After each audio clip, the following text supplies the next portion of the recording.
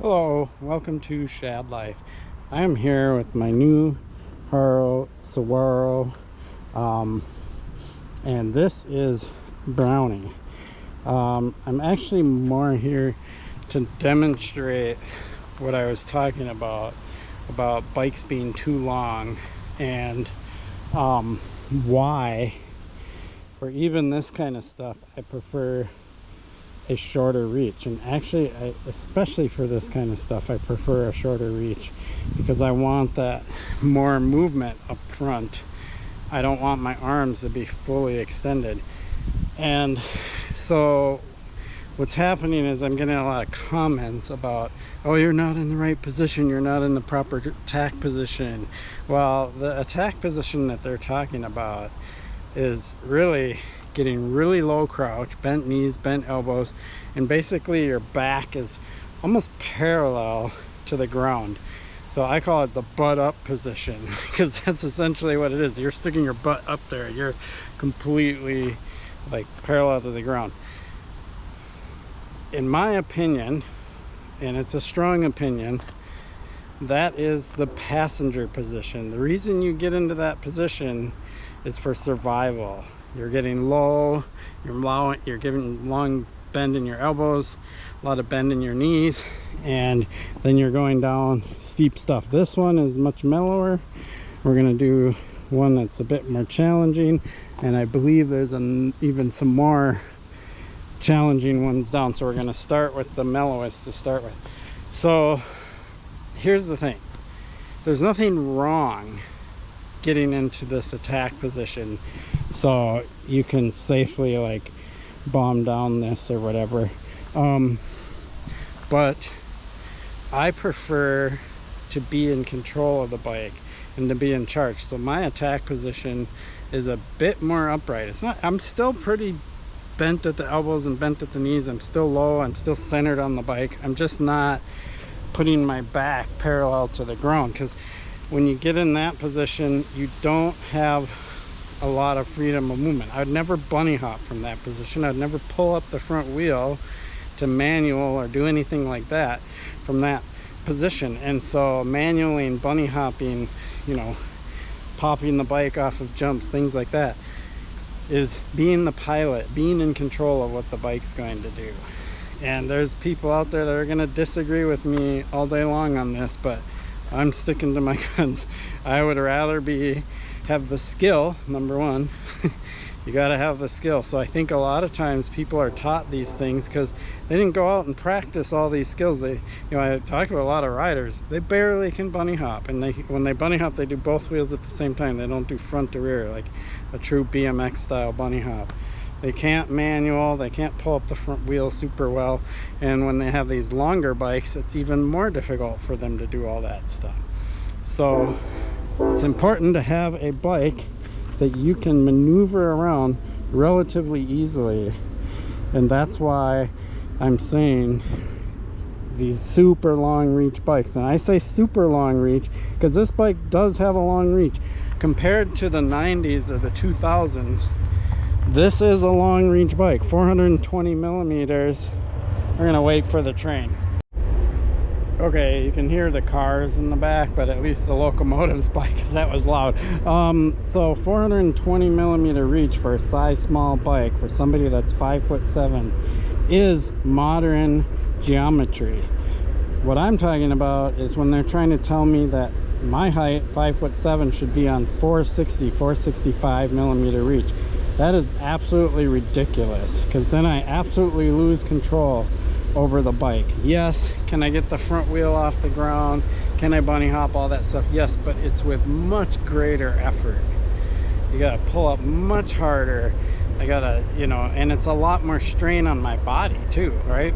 And it's, yes, I'm older, right? So that matters. But even if you're younger, just because you're young doesn't mean you're not doing damage to your body, to your lower back, to your bones and stuff, because you can do something. So keep that in mind, because I've been riding a long time and yeah, done a lot of stupid things in my life. So all right, we're gonna do some of these, and I'm gonna show you the position that you should be in, and I might even demo this, you know, attack position, this low crouch thing that I don't prefer. So let's get into it. So this descent here is not super steep. It's actually pretty steep, but it's not like gnarly steep.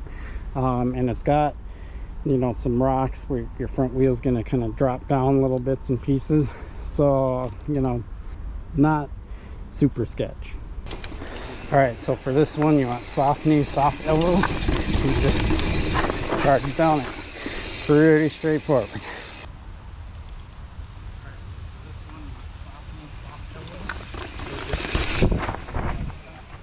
So for that one, it's pretty straightforward. You have a small hinge at the hips, soft knees, soft elbows. The key on this kind of stuff is you want to stay centered on the bike.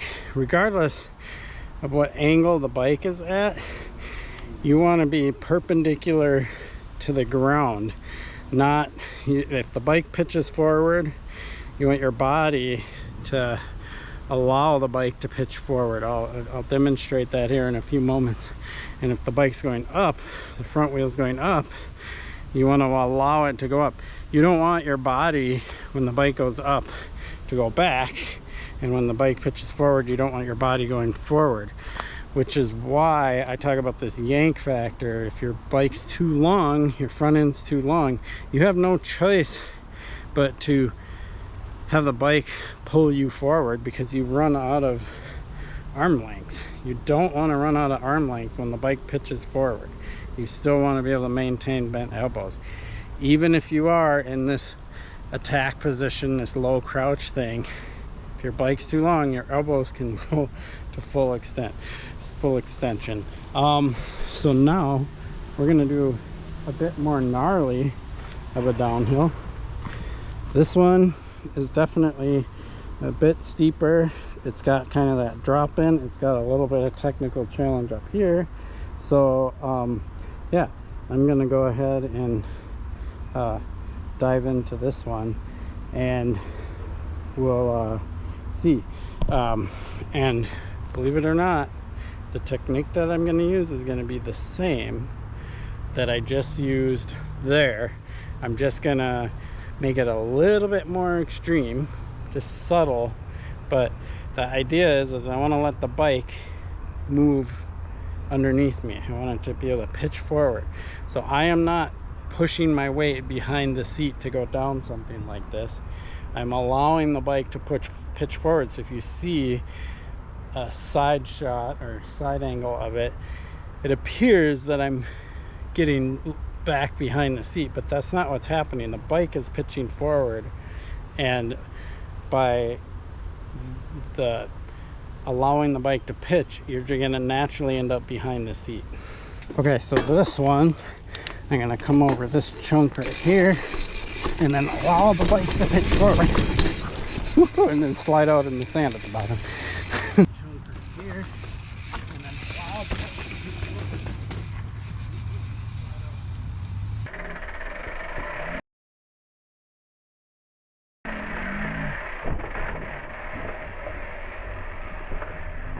So on that one, you can clearly tell I was in this attack position. I was pretty aggressive. It's actually more aggressive than I thought I usually am. So apparently I do get my back pretty parallel, because if you see, just as I'm coming in the camera, my butt's up in the air and I'm pretty parallel, and I'm very centered on the bike.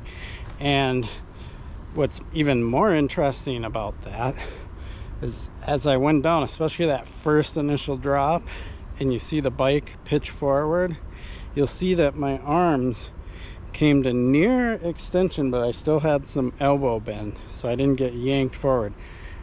420 reach, right?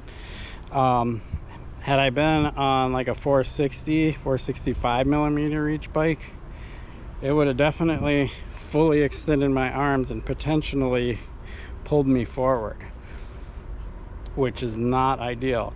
Would have I been fine? Probably, but it would have not been my comfort. It would have made me uncomfortable to have that happen. I always want that extra little bit of play. Then as I'm going down the hill, actually kind of after that initial drop, you can see my body kind of readjust to the new angle, and it's pretty bumpy. The bike's doing all this stuff and it's freely moving around while my body stays relatively still, because I'm allowing the bike to just kind of do this over the rocks. So this one coming up is a bit more technically challenging and plenty stability. I mean, I was able to feather the brakes, control my speed, all that stuff on that one. This one coming up is a bit more technically challenging.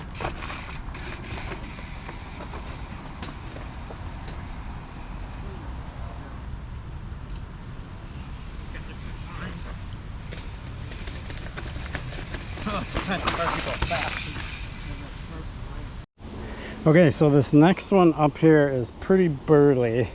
There's this first section and that flats for a second, has a flat spot, guess that's what I'm trying to say. Then it has a really steep dive down. Unfortunately, I could not find anywhere in there, because of all the hillsides and trees and the way it is, to set up my tripod so I could get a good shot. And this is kind of the unfortunate part of me doing this by myself. I could not get the angle. I tried, and I'm like, there's no way you would be able to visually see what I'm talking about.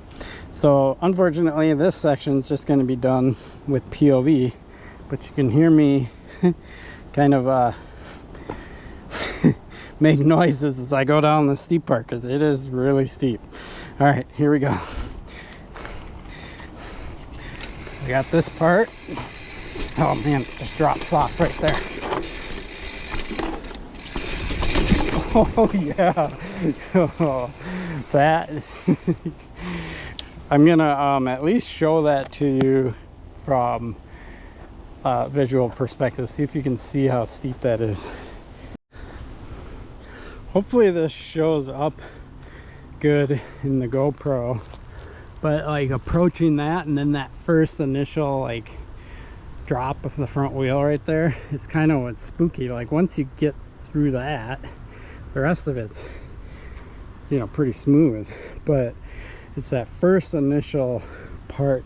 I really wish I could figure out a way to set up my tripod here and do that again, because it's, you know, seeing me come off of that would be a really good example.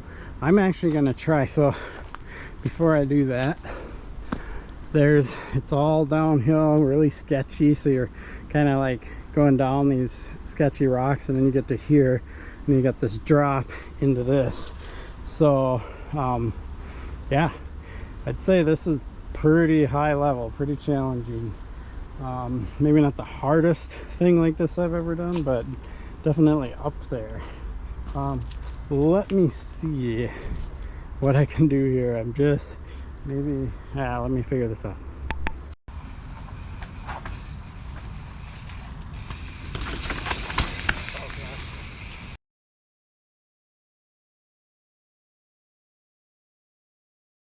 Okay, so I cut off my head a little bit on the entry of that, but aside from that, as my back wheel is still on there and my front wheel is there, you can see what I'm doing.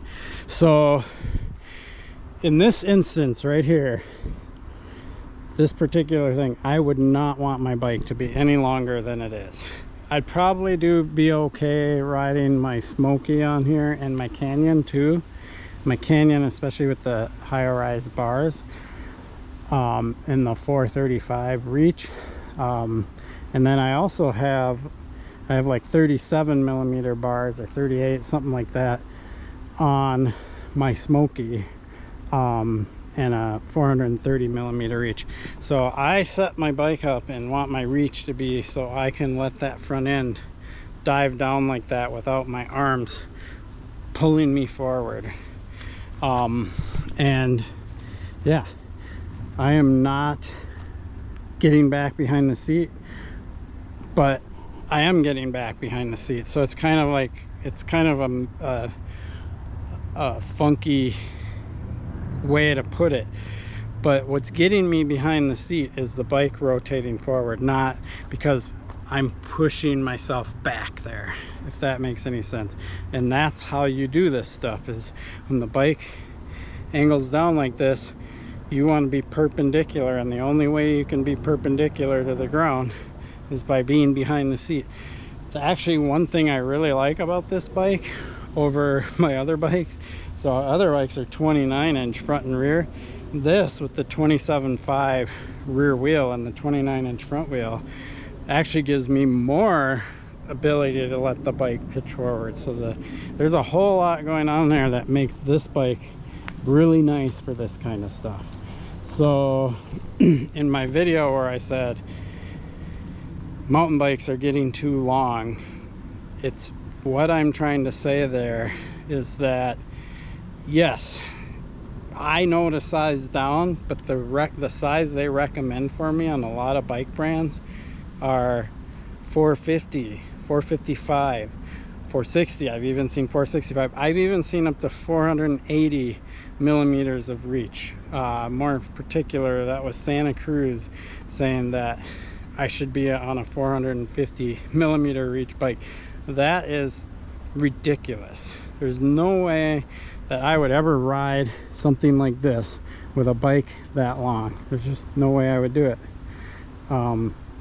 Yeah. So at this point, it's to each their own, because there's going to be people that are going to argue that I should have a longer bike or whatever, which is kind of silly in my opinion, because you do not want your arms fully extended out when the bike pitches forward like that. But I hope I'm making my point here and making things clear. Obviously, if you're taller than me, I'm 5'7", you can have a longer reach. If you're, 5'9", 5'10", then maybe a 440 or a 450 reach. I don't even think a 460 is right for that height. I still think that's a bit too long. Might work for you if you have a long torso or something and short legs. Then you get into people that are getting close to 6 foot. Now we're getting into the upper 400s, 460, 470, maybe 480. And then Jason, I don't know how much over 6 foot is. He likes that long reach, 490, 500, whatever. That makes sense to me. But that's kind of how the size chart should go.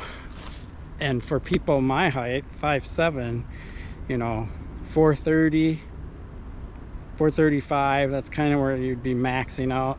This is 420. It seems pretty spot on to me, so much so I don't feel like I need to put a taller rise bar on it. The stack height seems pretty decent on this bike, but it is a 140 fork, and that head tube looks pretty crunch. There's a few spacers in there, so it's not super tall on the front, but yeah, this bike, in all intents and purposes, feels perfect for me, and so does the Smoky. The Esker Smoky feels really good to me also. I appreciate your support for my channel. Please like and subscribe. Peace.